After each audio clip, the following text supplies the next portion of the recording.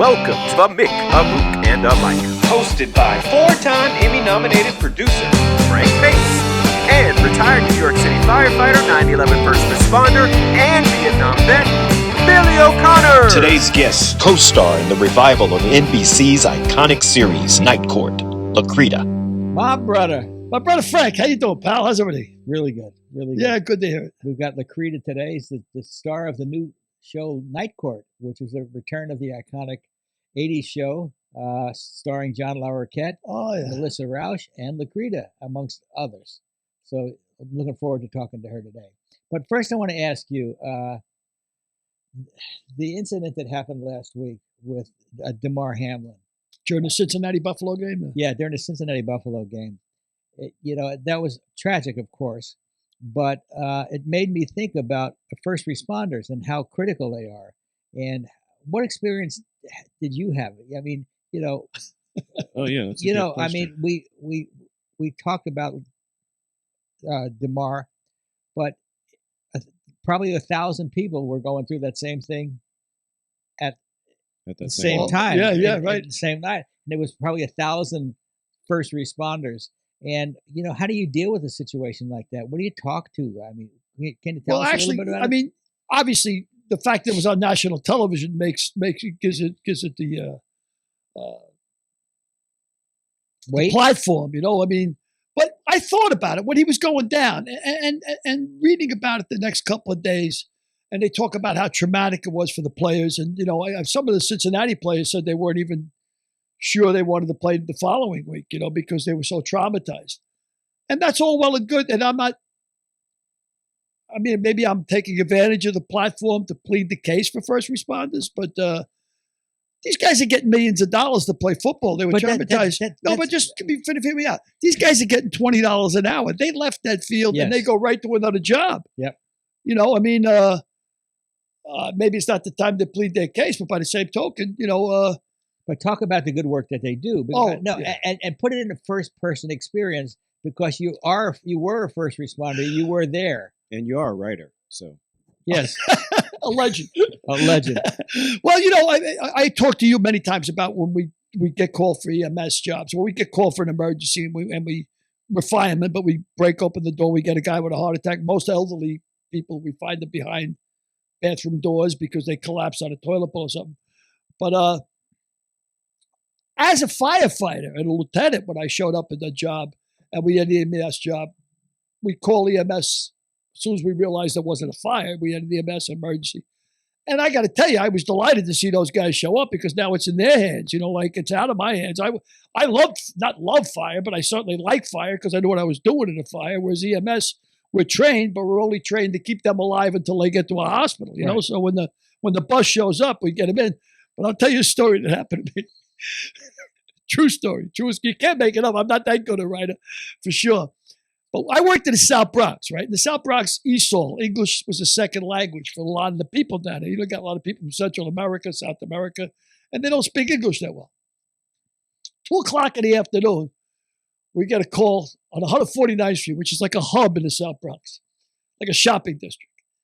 And we got a guy down on 149th Street. So we show up, and there's a crowd around him, a circle. Looks like a big crap game. And this guy's down in the thing. So naturally, I run over. I was a fireman at the time. I was a lieutenant. And I think I was the new guy on the block. I was a probie. So I run over, and I got to give him mouth to mouth, right? So I open up. We don't have a C-tube, which is a tube, it goes down the throat so you can get mouth to mouth safely through plastic. We didn't have one on the catheter. We didn't have one. But I'm not going to let the guy go. I got to do something. So I'm about to give him mouth to mouth. And just before I do, it dawns on me. And I look around at the circle. I says, anybody know this guy? And one guy goes, yeah, I know him. I says, does he have HIV? Does this guy have HIV? Because I'm going to put my mouth on this guy, right?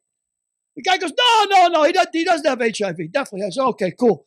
I'm about 1 second from his mouth, and I hear the guy yell, I think he's got Blue Cross.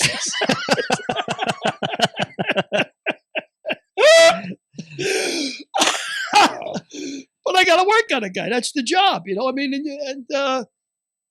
they're kind of really unsung heroes. And most of the guys in EMS, they might have papers in to be firemen, because it seems to be. I mean, my own experience, I'd much rather go to a 3-bedroom fire, a fire blowing out 3 windows than go to EMS. And you see some awful shit. Decapitations, and Yeah, did you guys ever have to give CPR? Oh yeah, although frequently, not frequently, but that would be as much as as often as anything else.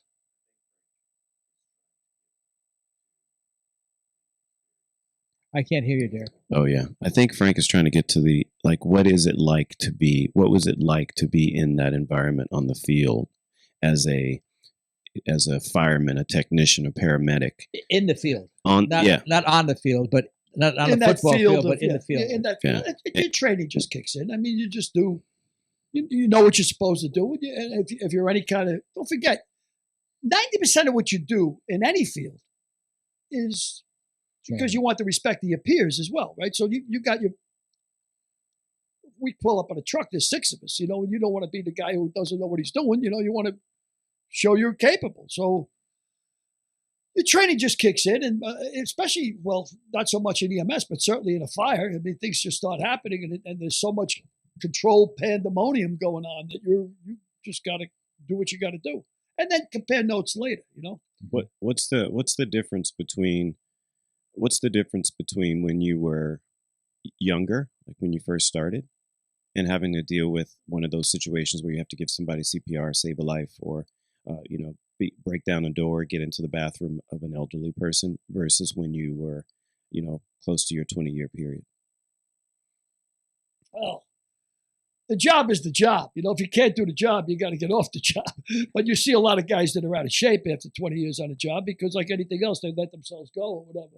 Right. But you obviously can't do it as well. No, but I mean the feeling, because I'm sure that the feeling that you had when the first time you went to an emergency, like what's the difference between that? Yeah, okay, that's what I was getting at. Yeah, the first couple of times you're scared. Yeah, okay. And you know what? I don't think you're really scared that you're going to die or you're going to do something. You're scared you're going to make a fool of yourself. Right. Okay. You're scared you don't know what you're doing, and it's your responsibility. If the guy dies, then you would have. They got a Good Samaritan Act, I believe, though. It's like you really can't get prosecuted. Good Sam Act, yeah. Yeah. So I mean, if you're driving by, my wife, I was on a plane with Jennifer, and about 2 rows over, this woman just hit the deck, And the stewardess, of course, any doctors on the plane, well, she's an RN, she jumped in and started, and I was holding her, doing mouth-to-mouth on her on the plane until 2 doctors show up. But whenever that happens, and then the doctor shows up, you're like, well, thank God.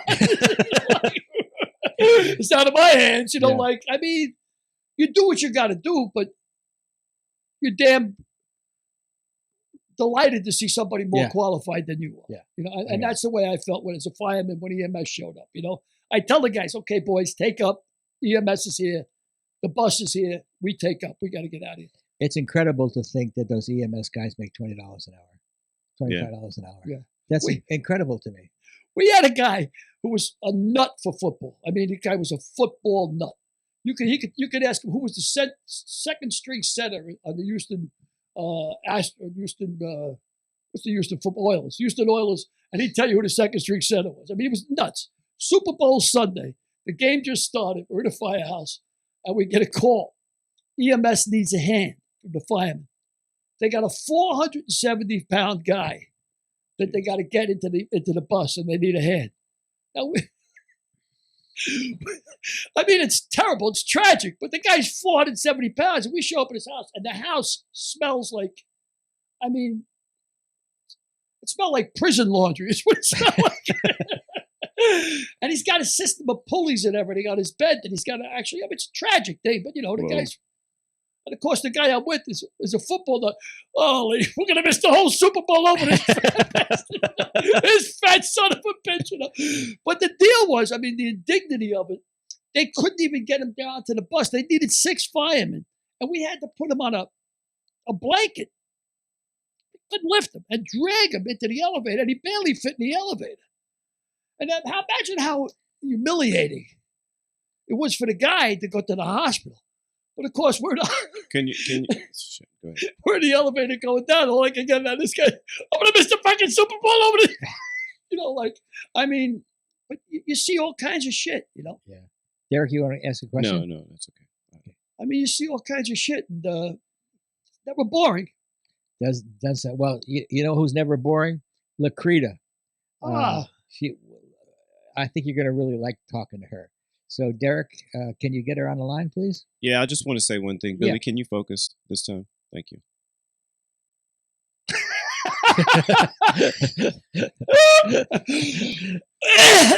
Did he just insult me?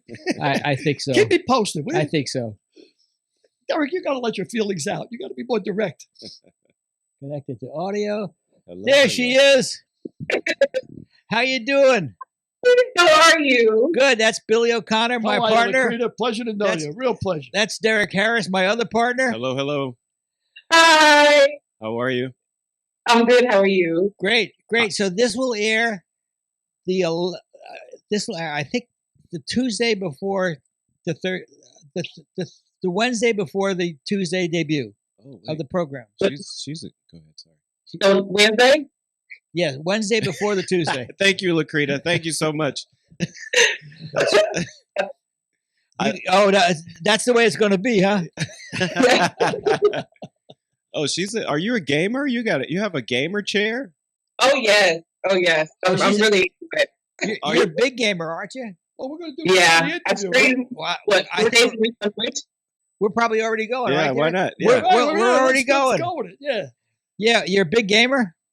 Yeah, very big. What Derek, games do you do? Derek was telling me about Twitch. It's called Twitch? Yeah. So I stream on Twitch 4 days a week. And I just finished a game called High on Life, which was voiced by the guy who does Rick and Morty. What's his name? Justin Roiland. And I also played Disney Dreamlight Valley for balance, Oh, so you don't need these studio execs. Uh-huh. No, I need him. Yes, she does. Yes, she does. Smart girl. Yes, she does. She needs him every day of the week. So what is Twitch anyway? To a guy like me, what is that? What is it? Just all games, or is it video games? No, people are doing all kinds of things on Twitch. There's a guy who does woodworking. There are people who make masks. There are people who sew.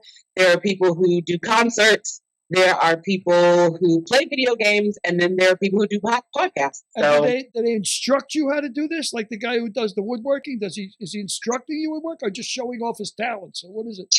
Showing off his talent. Another person that I follow, they do watchmaking, and sometimes they'll kind of talk about where they source their individual parts from. But for the most part, it's just a nice vibe where you can watch somebody do their craft or play their games, or have commentary. Sometimes they'll do the big what is it called, E3 stuff, and the thing with the thing when they do the competition things. Oh yeah, it's like a big Well, game. if I ever develop a talent, I'm definitely going to get on that. Might be something I need to know one of these days. So, Lacretta, are you excited about next Tuesday night? They debut. Yeah, I'm very excited, but I'm also trying to stay pretty level-headed about it. I like to set the bar low so that if it exceeds my expectations, then it's a win-win. Well, setting the bar low, you haven't done because you're co-starring alongside Melissa Rauch and John Lacretta. That's about as high as the bar gets. That's pretty good. That's pretty high bar. And you play Gurgs, is that right? Gurgs? Say again? You play Gurgs, is that right, Lacretta? Gurgs. Yeah. Her name is Donna Gurgatis, but she goes by Gurg. Why don't you tell us a little about the character? Oh gosh, she is. I think she's perfect. She's a nice blend of weird and grounded that we don't really get to see in comedy. She is fiercely devoted to her coworkers, and she takes her job very seriously, but not in a way where she's overbearing or no nonsense. And you've done a brilliant job. We've mentioned this before. You've done a brilliant job of branding yourself. First with the one name Lacretta, and then in the series you have blonde hair, and that really differentiates you that plus the one name from, most stars on TV. The last star I worked with who had one name was Zendaya, and she did pretty good. Yeah. So what's it like to work with John and Melissa, and of course you're working with India DeBuford and Kapil Kalwalkar. But what's it like to be on a show for the first time? I mean, be a co-star of your own show for the first time. It's a dream come true. It's many years of blood, sweat, and tears, and triumphs and disappointments, and I think that this was the perfect time in my life for this whole experience, because it truly has been the best experience of my career, both on both sides of it, on both sides of the camera. As far as the leadership has been top notch. As far as the artistry, that has been top notch, and as far as like the camaraderie, that has been top notch as well. I've been in some terrible situations, some situations that left me wanting to quit the business, but I was too broke to leave New York. So I'm glad that the universe was working in tandem to keep me where I was, to be here where I am. That's interesting. A lot of people are too broke to stay in New York. We're too broke to leave New York. But then you talk about the kind of situations that drove you out of the business. Can you give us an example? I mean, why don't you tell us about the college professor? Oh, which one? Well, one of the ones that said you'll never make it. No one ever said that I wouldn't make it. They just weren't supportive. Like they weren't the nurturing kind, but instead of just being human beings, they were terrible. Well, I said it already. It's too late. They were terrible people, and they were terrible to us in a way that we weren't equipped to protect ourselves against. I think sometimes these programs, as much as they want to create well-rounded actors, they do have a tendency to get in our heads. And if we aren't on our mental health, and if we don't surround ourselves with people who can help us see what's happening to us, we can become very destructive. So I've had some teachers who I want to say meant well, but had a very heavy-handed approach to what they wanted us to become. And even after that situation with a few of my professors, afterwards they were like, well, we just want you to be able to buy your mom a house. And I was like, well, if you want me to buy my mom a house, then teach me Grotowski. Like, you don't have to be so psychologically damaging to us for us to be great actors. You think they were just setting you up for failure, like saying if you're going to be going to a certain amount of auditions, you're not going to get accepted. You got to realize it's the business. I would have said that. I would have preferred them to be like, you know what, it's going to be hard out here. So I'm hard on you to get you ready for how difficult it's going to be. Like, no one's going to say yes to you right out of the gate. I wish it would have been that way. It was just, looking back on it, it really, really sucked. But considering the amount of no's and then some of the more dynamic directors that I've had in my career, then I was able to handle that. So I hate that I had to go through that, but it prepared me for my career. It did.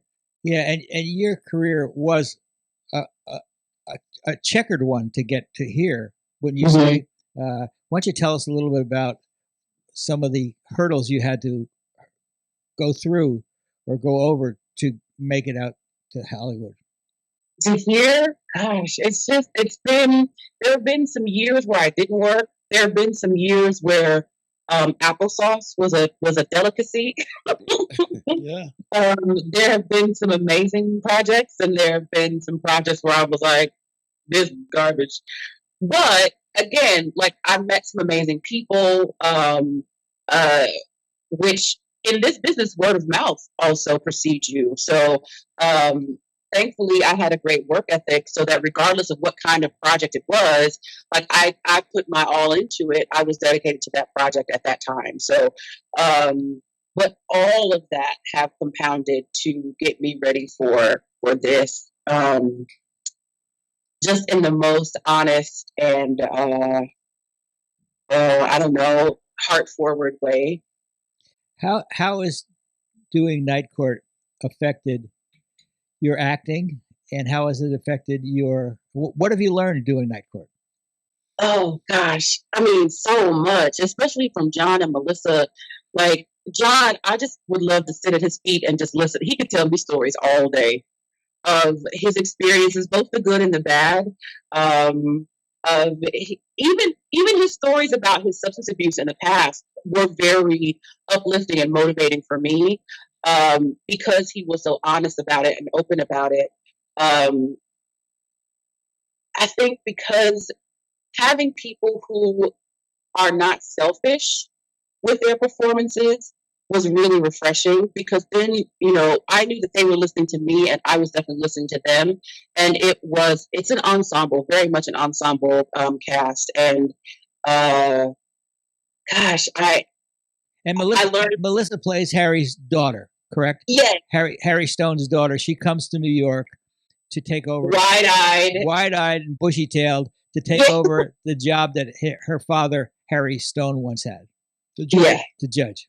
And she's fantastic. She's fantastic. I didn't know the depths of her until there are a couple of scenes in some of the first couple of episodes. And I was in my dressing room just like, I could breathe just watching her work, because it was just, I didn't even know what her storyline was. And then all of a sudden we get this bombshell and I'm just like, oh my God. But also like looking at my life, like I've had my issues as well. And I was just also like, afterwards, I was like, oh, they can't do too many takes of this, because and this was brutally honest, and this was open, and this was perfect, and just taking notes from up above and just watching these greats do their craft was, it was a dream come true. You mentioned Night Court being an ensemble cast. Now, you've done stage, you've done screen, you've done film, and now TV. Is it more intimate, the television, because you're meeting the same people every week, you're working with them? Or I would think stage would be. I don't know. I'm asking you. Is it more intimate than stage? I think because we have our separate spaces, that when we come together, we're able to bond more. Sometimes with theater, you're just on top of each other all the time. So you're on stage together, you're in rehearsal together, and then you're in a dressing room together. So that can be a bit too much. I'm an only child. I like my solitude. So it's nice to be able to go to my respective corner and just kind of take it all in and then come back like refreshed and recharged. So I do believe that this was more of an intimate situation. And then also like having multicam, you don't beat the scene into the ground the way that you can when it's single cam. So this has been a great experience all around. We haven't had you sing on the show, have we? You're quite a little something, but I don't do what I do. And what do you do? I know you're a Broadway singer, having acted in Hairspray and Book of Mormon. But are you a trained operatic singer?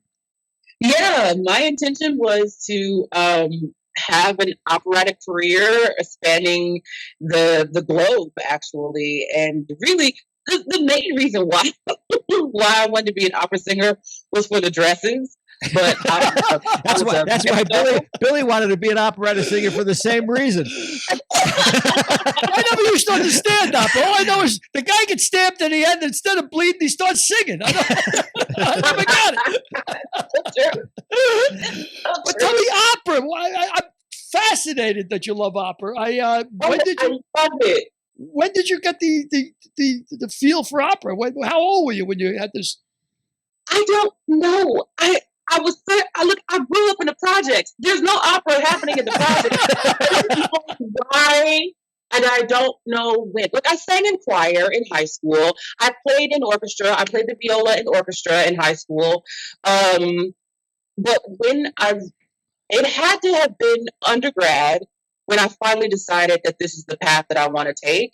And mostly, I don't think, because there wasn't the marrying of acting and opera at that time that has since kind of changed with more theater-based directors like Michael Mayer coming in and directing operas at the Met and really pushing them and challenging them to go further with the acting aspect of everything.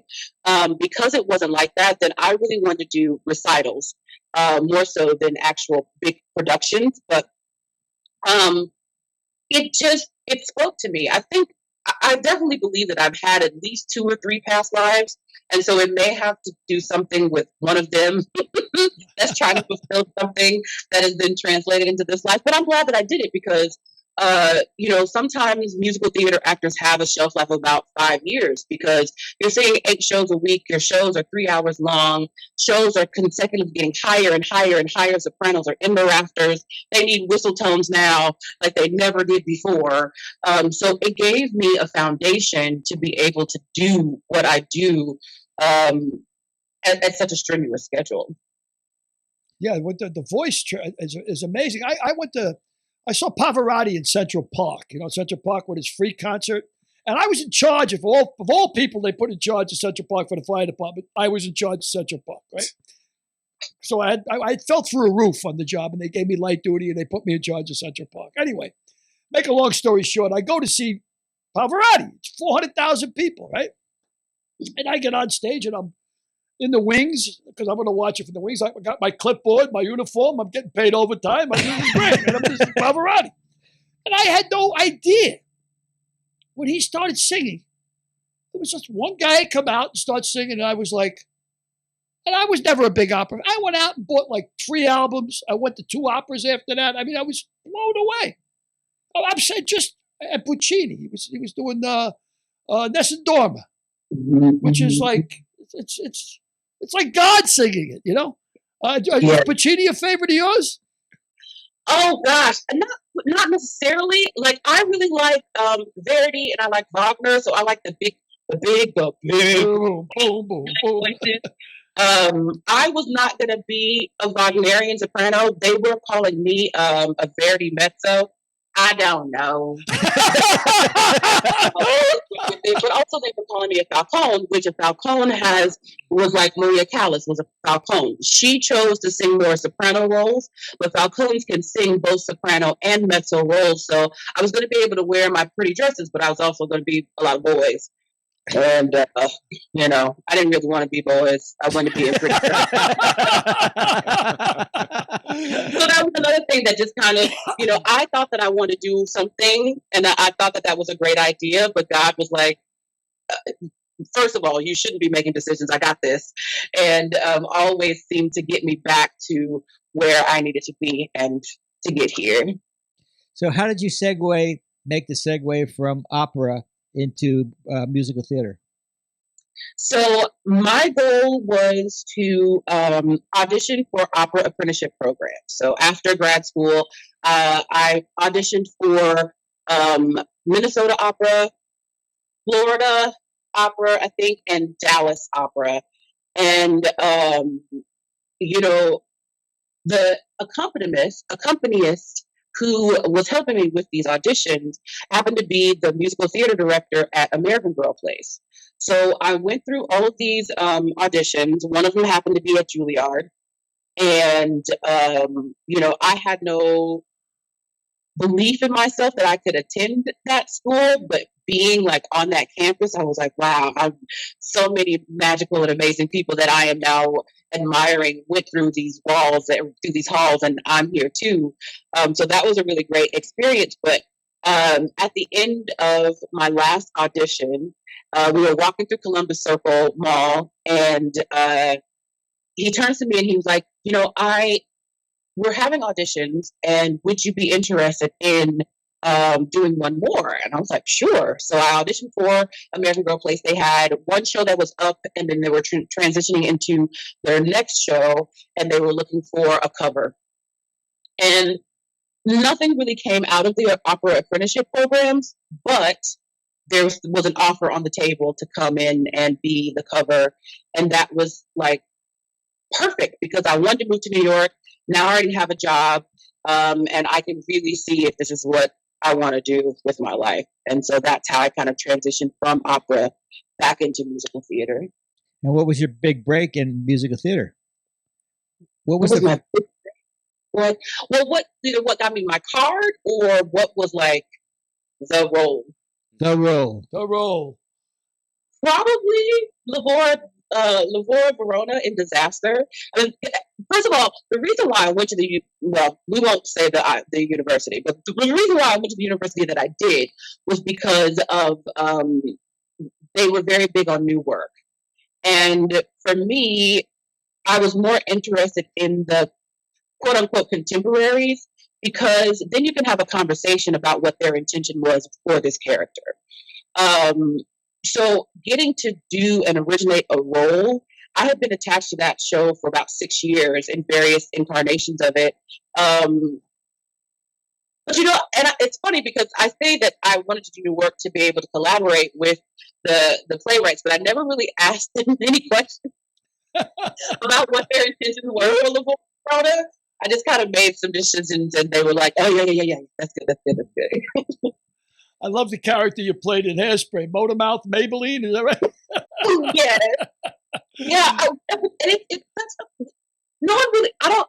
Maybe they do, but like it really isn't a big conversation about her talking in rhyme, which is very Moliere to me. And the most skilled actors are the ones who don't fall into the pattern of the rhyme, where they're just having a conversation with you and then you realize this whole time that they've been rhyming. That's cool. That's very cool. So I like that about her. Can you give us that was my whole thing, was like, I don't want to be like da da da da da da da da da. Like I just want to talk freely and but you see that in rhyme. Whoa. Can you give us an example? No. That's a good answer. Never mind. Like I wouldn't even be able to quote anything from Disaster. I don't even think I can quote anything from Night Court, and we just did it. Yeah. You do it, move on. Lines just don't stick with me. People will be like, they'll quote lines at me, and I'll be like, nah, yeah. What show did you make your Broadway debut in? Disaster. Yeah. Were you nervous on opening night? No, because I had spent so much time with that character. It was just, okay, so we've done it at the Triad. We've done it at the Box in downtown New York.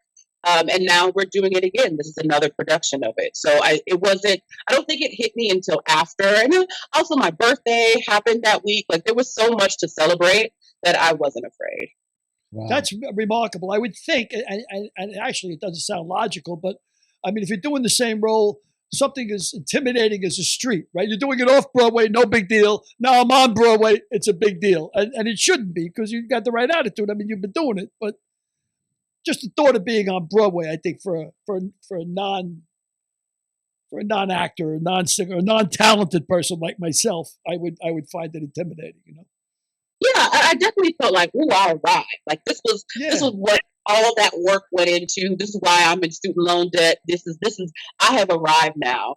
I did feel like that, but I wasn't afraid because I was comfortable in that role and with that cast. So that really took a lot of the edge off of it. If I were to go back on Broadway and do something else that has just had this 6 months of rehearsal and of rewrites and everything, I think it would be different. I imagine opening night would be Oh, yeah. Opening night would be. I would think, But you did 8 shows a week for how long?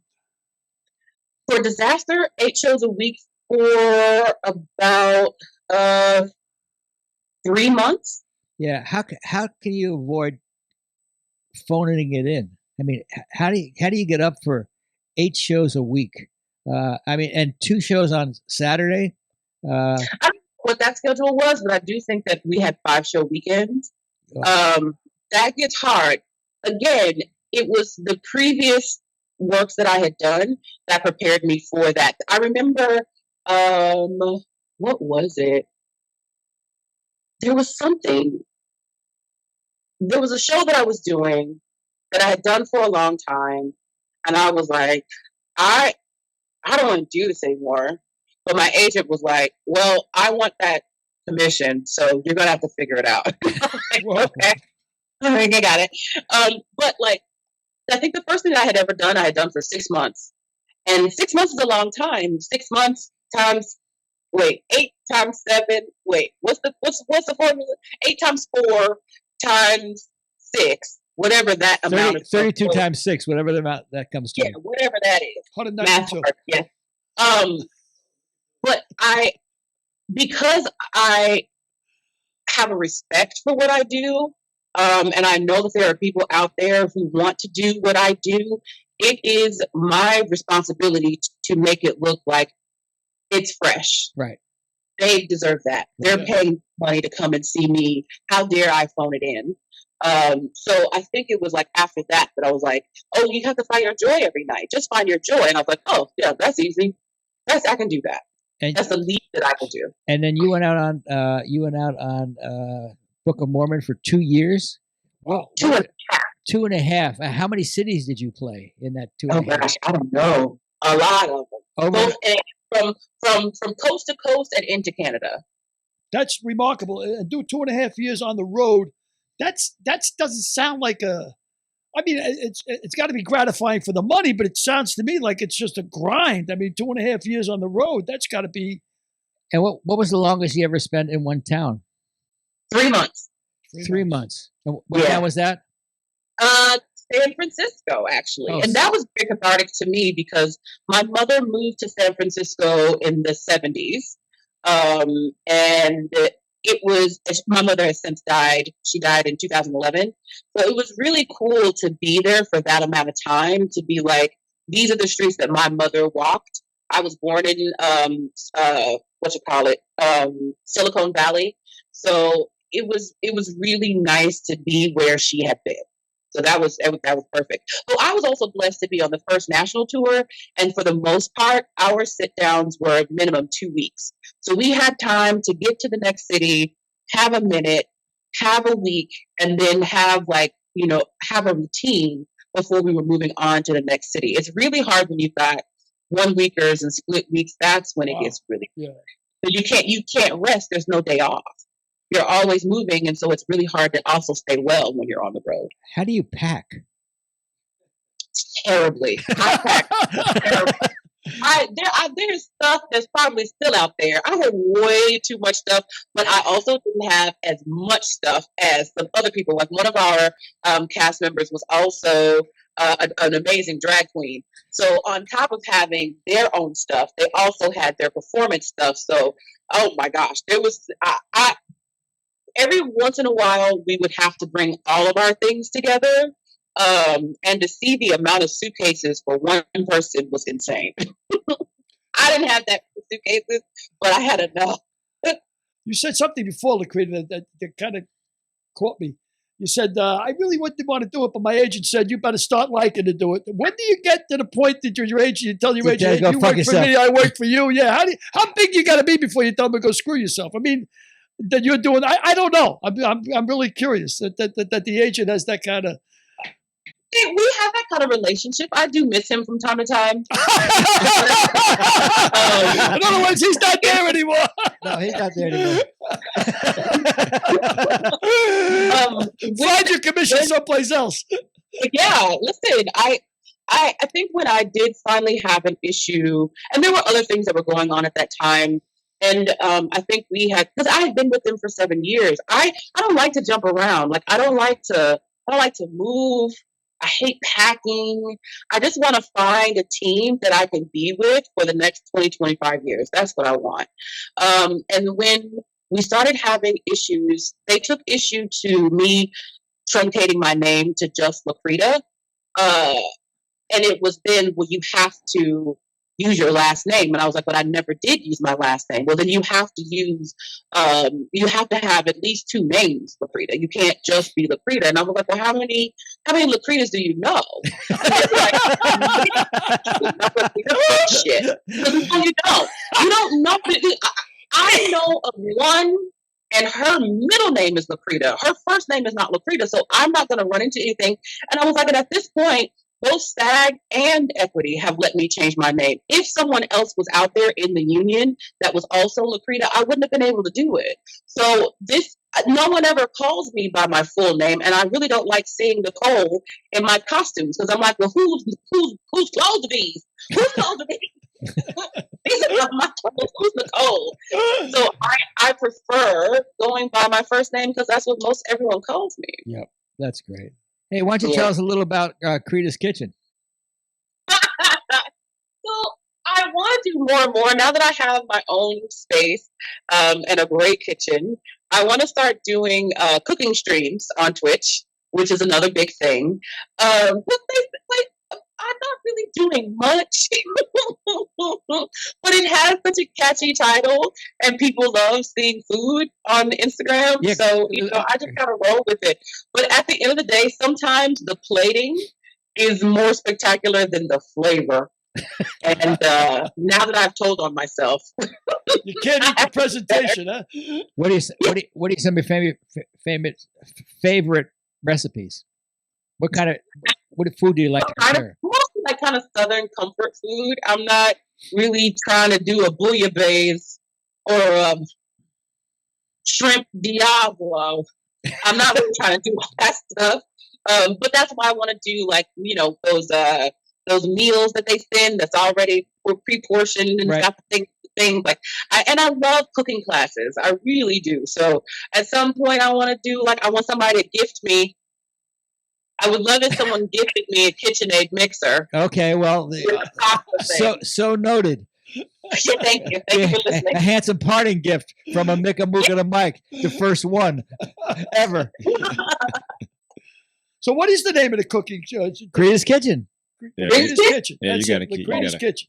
You got to run. I just wanted to let it digest it. That's what we repeated it. No, I'm saying you got to run with that one. Lacretta, that's great. Creda's Kitchen, Yeah. it's great. That's a nice. Also, I want to do like a line of perfumes.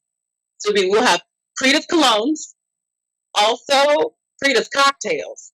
Uh-huh. And I like do I shouldn't even say. I'm not gonna tell you. Don't take my stuff. I'm not even gonna say. Okay, let me ask you a question. If you're building a brand Lacretta, why are you shortening it to Creda's? Because it would have to be look. No, it's okay, Lacretta. It's okay. No, I'm asking a question. How you say eat with an L? How do you say eat with an L? Right. Yeah, she wants the alliteration. Oh, Lacretta's liqueur. Oh. Okay, we can do that. That's nice. That's a nice alliteration. Got it. Lacretta's liqueurs. I like that.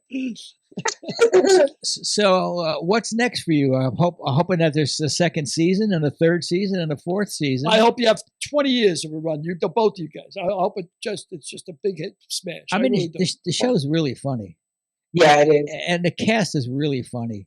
Do you have any favorite episodes?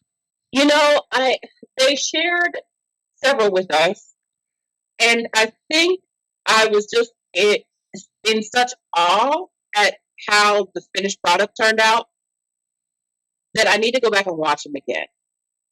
I have favorite moments, but I don't want to spoil anything, so you'll just have to watch and see. Oh, playing coy, huh? Now let's say you've done 30 Rock, you've done Get Law and Order, you've done all kinds. Who's the most gracious actor you ever worked with? I'll put you in a corner here. Who's the most gracious actor you ever worked with? Let me give you a hint. It better be a cast member that you're working with now. But go ahead. I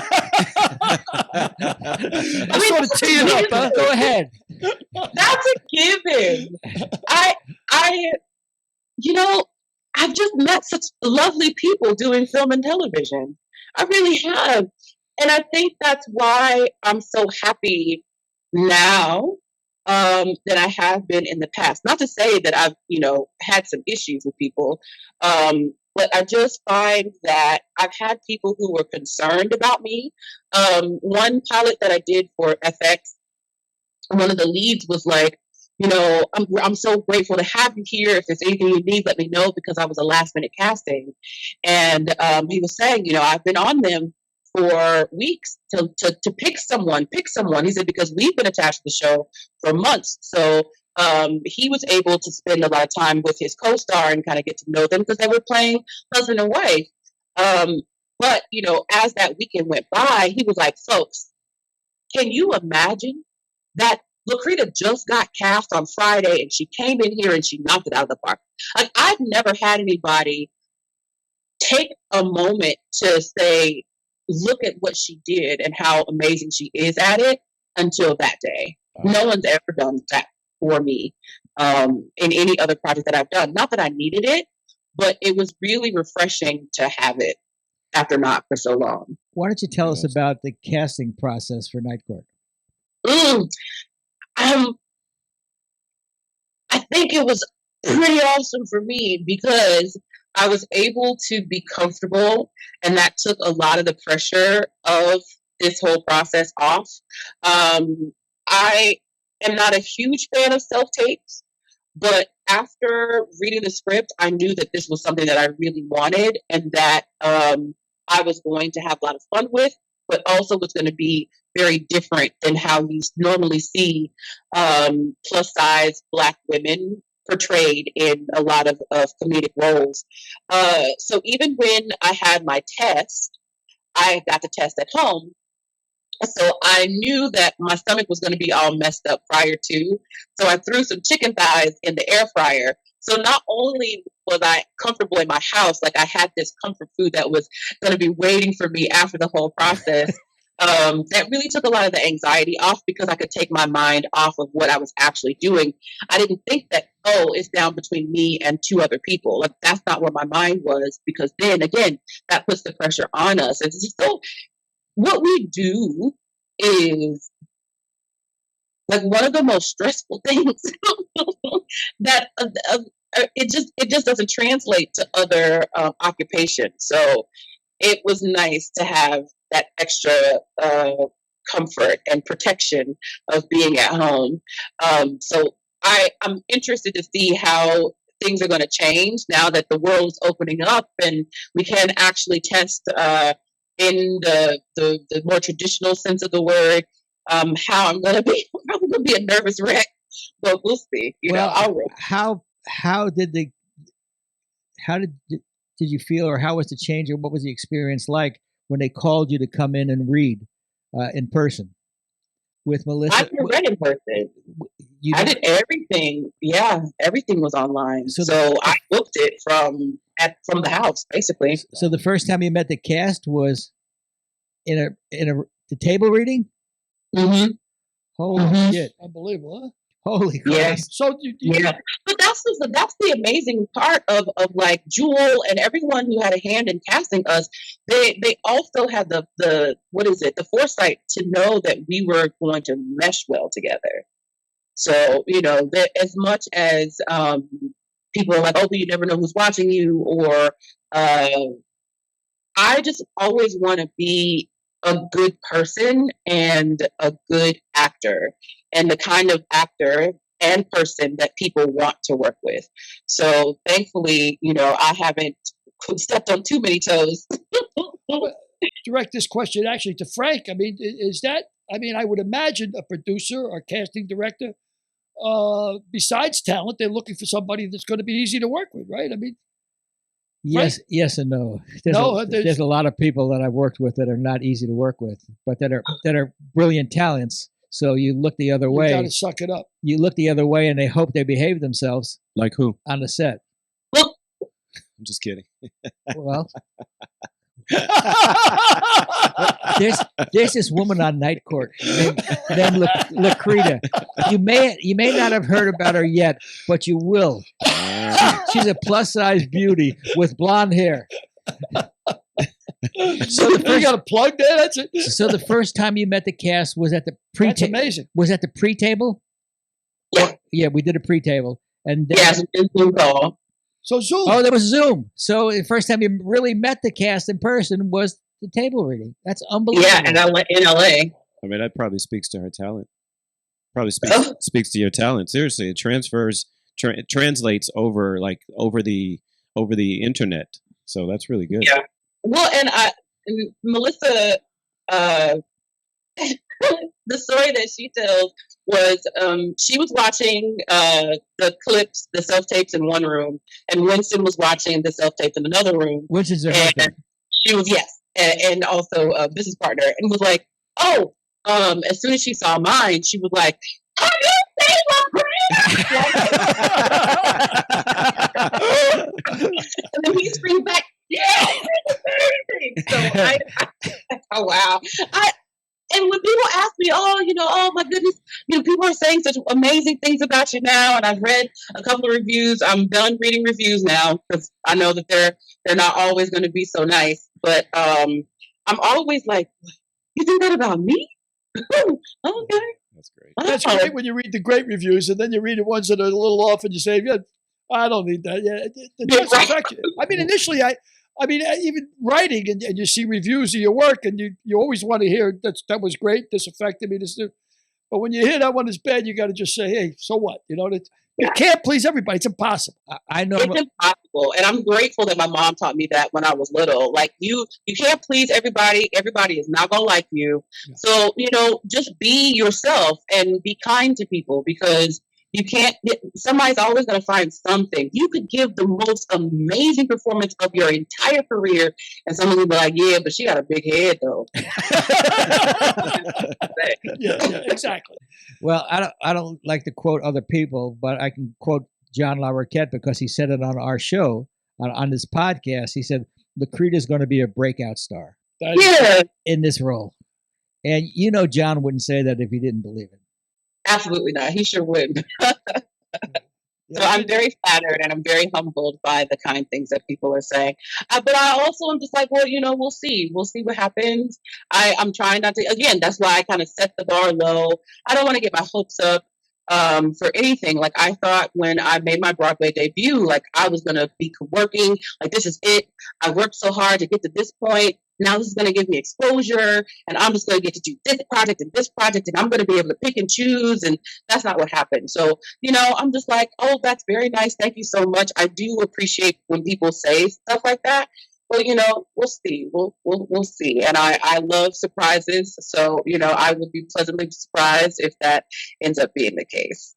You're a smart woman. You don't want to get your head too far out in front of your skis. That's not the way you want to go about things. That's for sure. Not the way that these people have been having these accidents on these snowmobiles.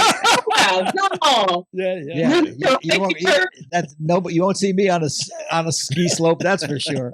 But I hope you get a great run on Night Court. And if not only because of the security and the money and everything else, the fame, but at least you won't have to live out of a suitcase. That's got to be a great. Well, actually, Lacretta lived out of a suitcase when we started doing Night Court because you were living in a hotel in Glendale, weren't you? Yes, I was, and I have 400,000 Hilton Honors points to prove it. That's hilarious. Derek, you got a question? I can't wait to use them. I'm so excited about traveling. I do enjoy traveling, so it wasn't too bad. Living out of my suitcase. I remember, I'm going to cry. I remember because Book of Mormon is not the most PG rated musical you could take the family to. And I wondered to myself one day, how would my mother feel about this show? And I was, switching some stuff around in my suitcase and some pixie dust fell out, and not the street pixie dust. That's not what I'm talking about. Billy. Dust from, I'm familiar with that. From Disney Cruise Lines fell out of my bag. And I took that as a sign from my mother to say, listen, I support you in everything that you do, and I'm proud of you, because she knew where, she was there.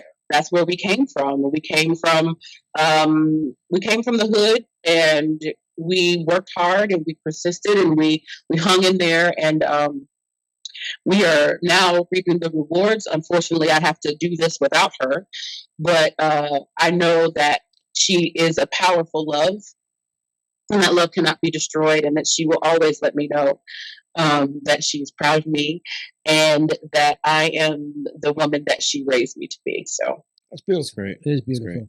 Derek, you got a question? Yeah, Lacretta, along the same vein of what you were just speaking about, I know the industry it's tough. Like you have ups and downs. It's it's a difficult road for many people, even the most talented people like yourself. What kept you motivated? Like what if you could remember a time where you mentioned there were a couple times that you wanted to give up, what kept you in the game? I prayed for success. I never really put a number or a way to kind of gauge what that success was. And I knew I needed health insurance and I needed to be able to pay my bills. And I think even when I was told no, I knew that there really wasn't much else that I could do as far as teaching. I might have been able to teach. I didn't want to go back to retail. So I knew that I had to kind of hang in there in order for me to have health insurance and to be able to pay my bills. And as things kind of progressed and the career started to kind of take off and manifest, I saw a friend's post that was like, everything that you have, you had already prayed for.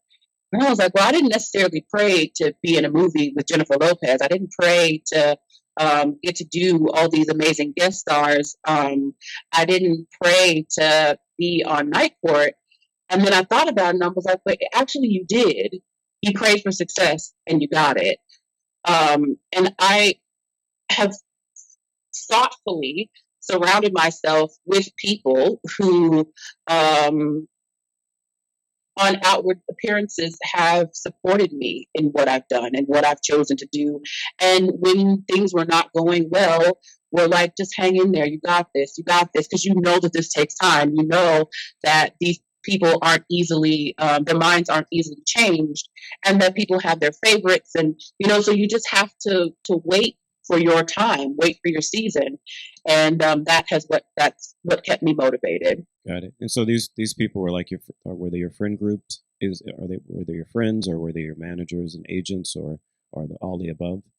All of the above. Okay. I think it's important for you, especially to have a management team that is not just about the money, is not just about the things that you can get for them. And I think that I'm slowly finding that team and finding that tribe. I've been disappointed by people that I thought had my back at the time, but they didn't. But it's a learning curve, and that has made me more sure and more vocal about what I'm willing to and not willing to accept in people that are going to be in my circle, because things are changing and people are crawling out from underneath rocks and, oh, hey, I'm your cousin and all of this. And handing out and people are asking for jobs.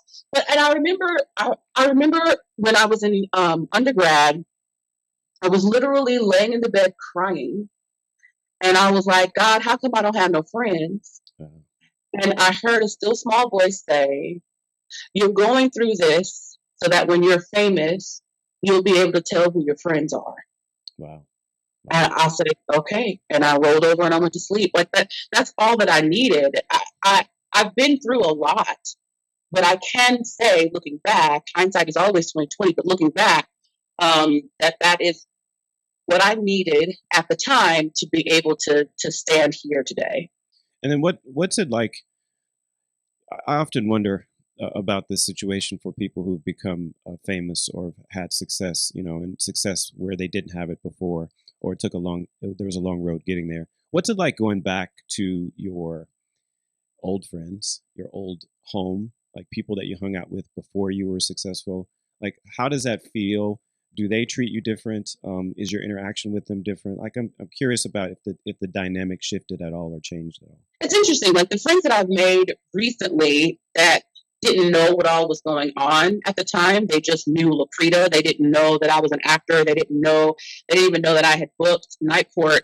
Some of them have kind of changed and they treat me a little bit differently.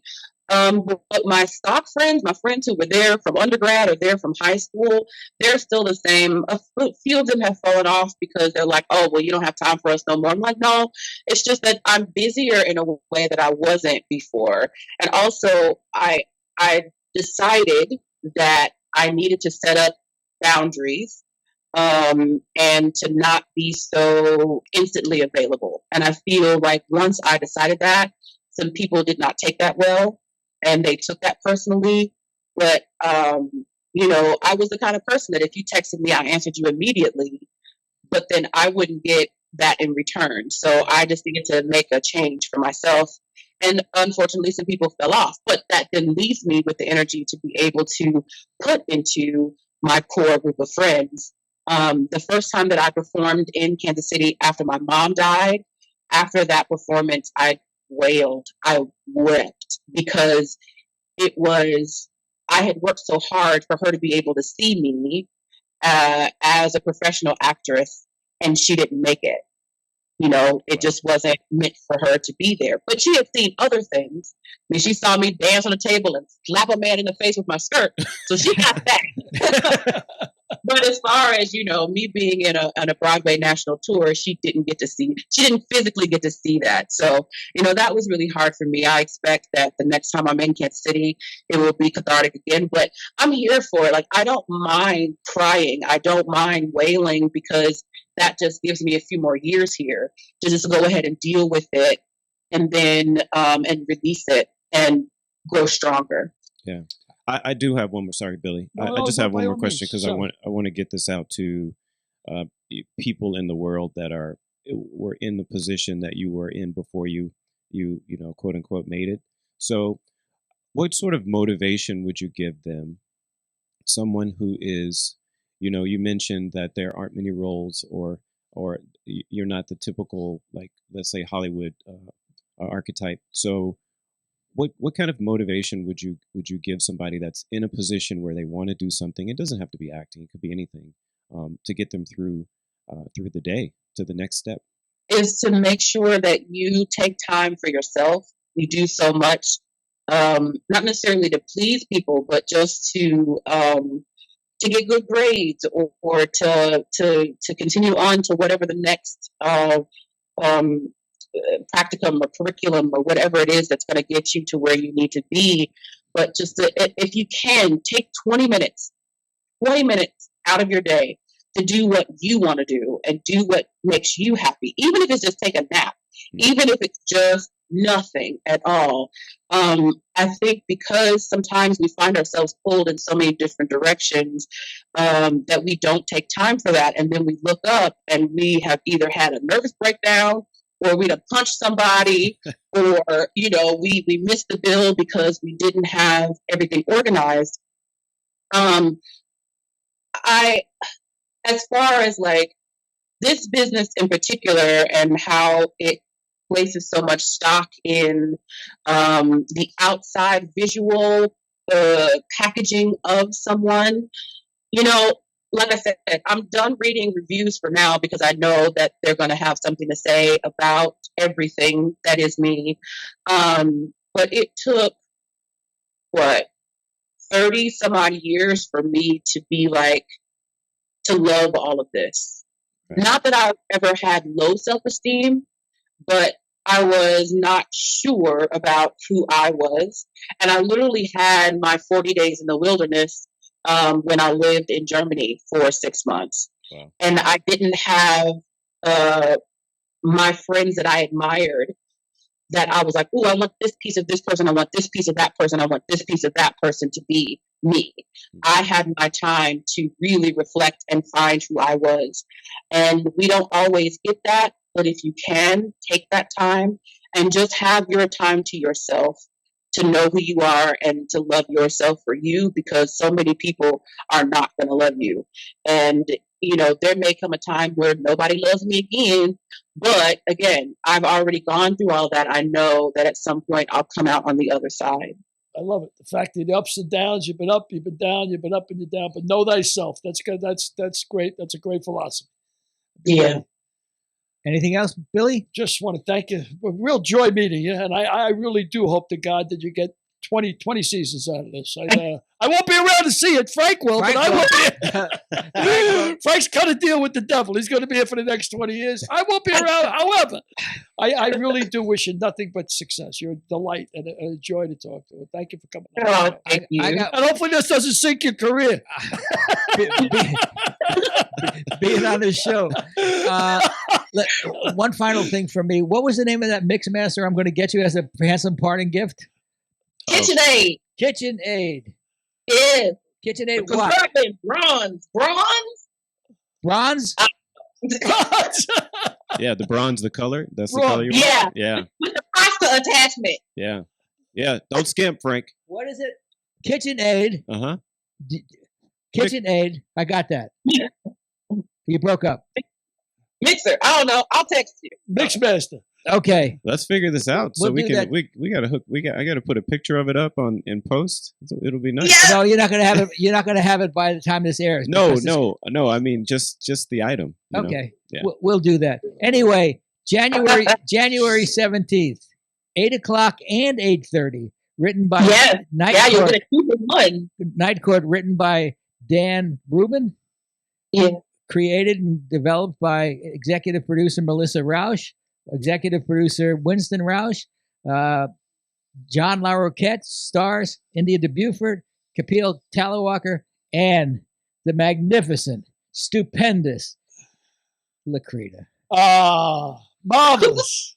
Thanks, Excellent. sweetheart. Pleasure. A real pleasure. Thank you. Thank you so much. Thank you. Bon voyage. So, Bye-bye. Billy, Yes. you were talking opera. You're talking all sorts of things that you never cease to amaze me. I know a about. little something about everything, Frank. A little something. And I don't know a lot about anything. Yeah, well, what else were you doing? How quickly you multiply that number? Oh yeah. Put a dollar sign in front of it, Frank. You want to see me? I can multiply a lot faster. I can't think of a number. I just put a dollar sign in. It comes quick. I tell you, I got to tell you, that time I was on stage, I mean, I shared the stage with Pavarotti, right? I mean, I was in the wings, but nevertheless. Did I tell you that when he started singing Nessun Dorma, there was women throwing their underwear up on the stage? How many did you get? Oh, amazing. I mean, here was a guy who's about 400 pounds. He's out there singing and they're throwing. And I was talking to two guys from HBO later. And, I went up to, I was looking to see the show from an even better vantage point because I sat there for about 20 minutes in this. I said, there's got to be a better place to see this thing. I got the uniform. I can get anywhere. And I went out where HBO had a tower and they were filming the Pavarotti special. So they had 3 or 4 security guards from HBO. And I come up with my clipboard and I says, excuse me, fellas, I got to get up there. And they said, well, you can't go up there. Nobody. I said, wait a second, I'm a lieutenant out of New York City. I'll shut this whole place down. They would have took me away in handcuffs. I said, I got to go up there and look at those, Fucking lights. no, they're lights, some kind of, what did I say? I said something ridiculous. Anyway, I got to get up there. I got to inspect these. Oh, go ahead, Lieutenant. So I go up there, and these 2 guys are filming it. And, hey, Lieutenant, how you doing? You want a beer? Sure, I'll take a beer. They got a cooler. They got beer, and they got soda. They were having a couple of beers. So after about 15 minutes, I says to these 2 guys, this is it? This is your gig? This is what you do? Every week you film like somebody for, yeah, pretty much. You must see unbelievable shows, yeah. Well, we saw Led Zeppelin, 3 weeks ago. We saw this guy, So I said, what's the best show you ever saw? And one guy looks at the other guy. The other guy looks at him. He says, I don't know. I think this might be. And I said, really? And here's one man singing. I mean, that's how powerful it was. Yeah. It was really, operas. We know when I'm cooking spaghetti and I always put opera out in the background. And I used to, of course, have a couple of bottles of wine. I stopped the wine pump and I drink a couple of bottles of wine and listen to opera. I love it. You're an endless. You never cease to amaze me. That's all I'm going to say. You never cease to amaze me. Oh, I tell you, I had a great, my step grandson, right? He's 4 years old, and some music came on the other day, and I started to go to a Grateful Dead dance. I was just sitting there. I was going like, going with the music. And the kid looks up at Jennifer and he says, Grandma, there's something wrong with Pop. And she says, oh, there's something wrong with Pop. There's definitely something wrong with Pop. Oh, well, what are you going to do? She was excellent, Frank. Good guess. Thanks for having her. Well, she was good. Thank you. Tony Sepulveda is coming up next week, Senior Vice President of Casting for Warner Brothers. He's been there 30 years. Well, there's a street named after him. He's been there so long, there's a street named after him. With that, let's close for today. All right. Thank you very much for looking in, folks. We really appreciate it. Thank you, Derek. Thank you, Derek. Next week's guest, retired sports anchor for New York City, San Francisco, Philadelphia, Los Angeles, and the author of Always Turn Down the First Offer, Tony Hernandez.